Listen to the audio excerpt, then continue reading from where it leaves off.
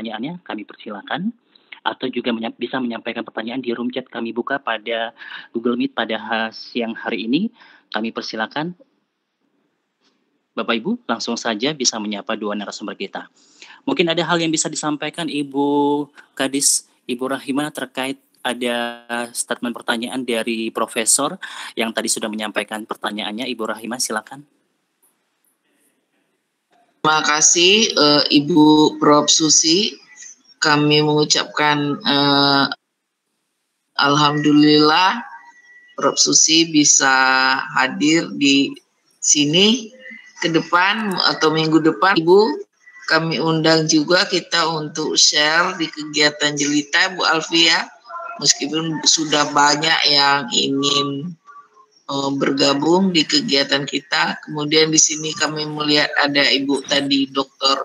Nurhapni, kemudian dari GPMB Alam Terkembang, dan ada dari provinsi dari Jogja Pustakawan Nasional juga ya, dan banyak lagi peserta yang lain. Alhamdulillah ya Bu Dr. Afia, kegiatan kita.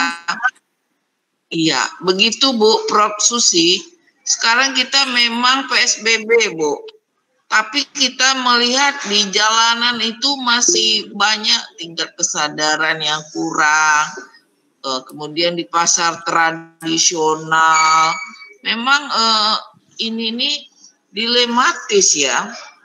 Ketika diadakan mungkin PSBB, kenapa di daerah lain bisa atau negara lain bisa, kita kurang tingkat kesadaran ini.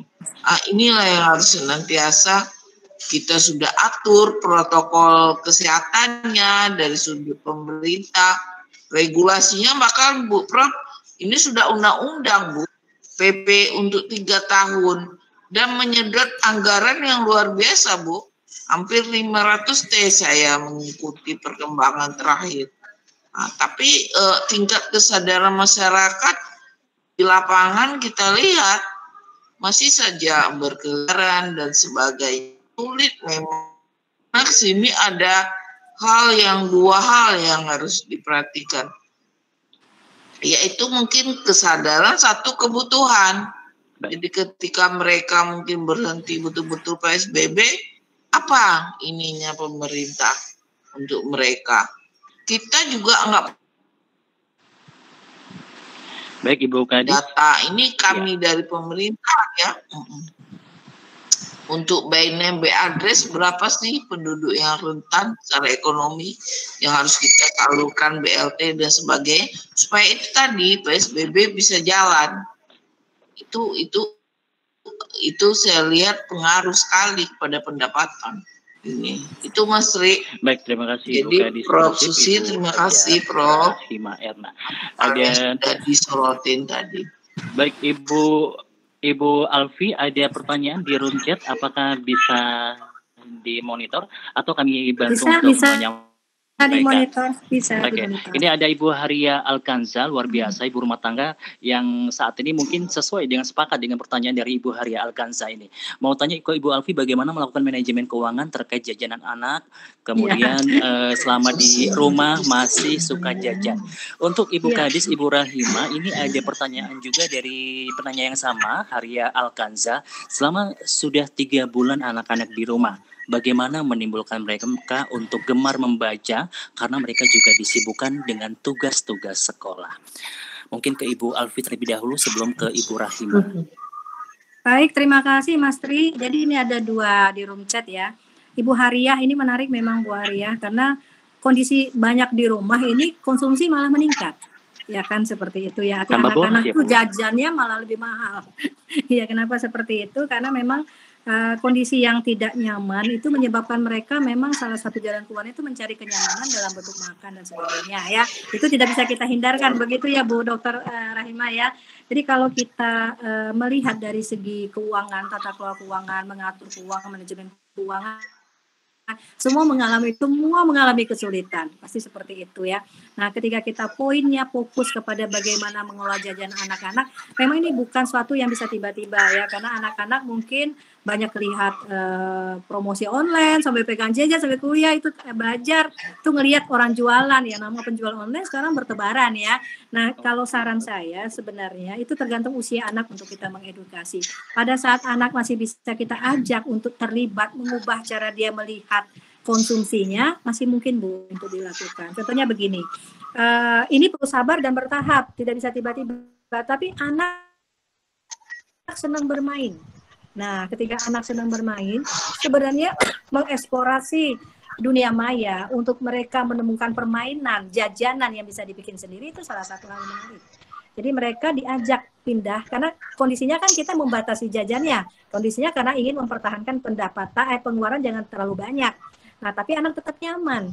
Nah, kalau anak-anak yang kita bisa edukasi dengan baik, dengan sabar, supaya mereka bisa ikut dalam mainan yang menarik seperti ini, mereka bisa dialihkan pelan-pelan untuk membuat jajanan keluarga bersama. Ini memang tidak mudah, Bu, tidak seperti membalik telapak tangan, tapi kalau kita memang bersungguh-sungguh itu bisa. Ya, artinya kan anak-anak yang biasa apa saja sekarang sebenarnya bisa kita olah semuanya di rumah kalau kita mau kreatif. Jadi ibu memang ditantang kreatif di sekarang di sini.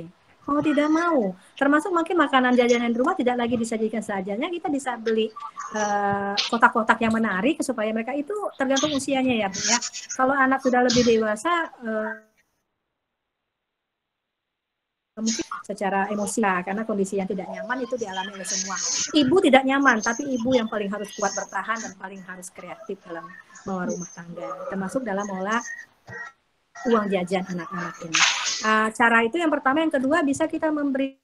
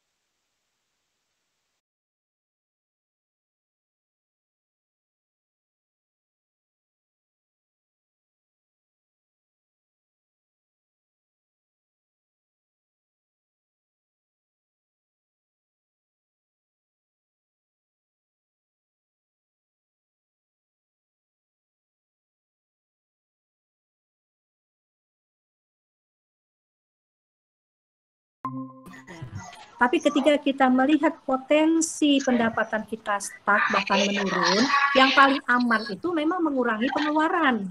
Mau tidak mau, Bu. Karena kalau ibarat orang tua dulu, lebih baik genting daripada putus ya, Bu Erna ya. Jadi mau tidak mau seperti itu. Kalau kita melihat kita tidak bisa menambah penghasilan, memang harus dikoreksi pengeluaran. Tapi kan kondisinya ketika sampai pada tahap minimal tidak mungkin. Artinya peluang kita untuk menambah penghasilan itu juga harus kita lakukan. Tidak ada usaha yang instan langsung sukses. Tapi ketika dimulai dengan apa yang kita bisa, dikerjakan dengan sungguh-sungguh, mulai dari sekarang yakin dan pilih hobi, serta belajar secara sederhana misalnya.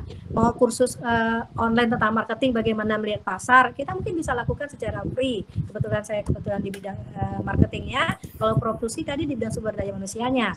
Nah, kita bisa melihat bagaimana kita melihat pasar. Mungkin hal-hal seperti itu bisa dilakukan literasi juga, Bu Erna. Misalnya melihat peluang pasar bagi usaha rumahan, seperti itu. Sehingga kita bisa melihat pencerahan bagaimana kita memaksimalkan bukan hanya menambah penghasilan dalam arti kata coba-coba, tapi sudah masuk dalam suatu konsep yang bernilai bisnis. Itu bisa.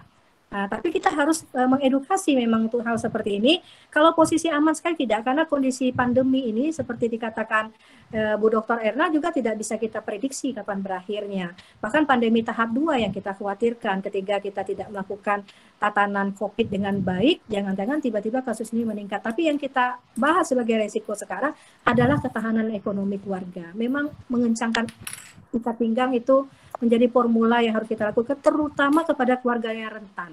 Nah, kalau keluarga yang penghasilannya stabil gitu, mungkin tidak terasa masalahnya. Tapi ketika kita melihat ada keluarga rentan di sekitar kita, disitulah peran kita sebenarnya. Menguatkan kekuatan ekonomi di lingkungan terdekat, tetangga, RT, itu bisa dilakukan. Jadi posisi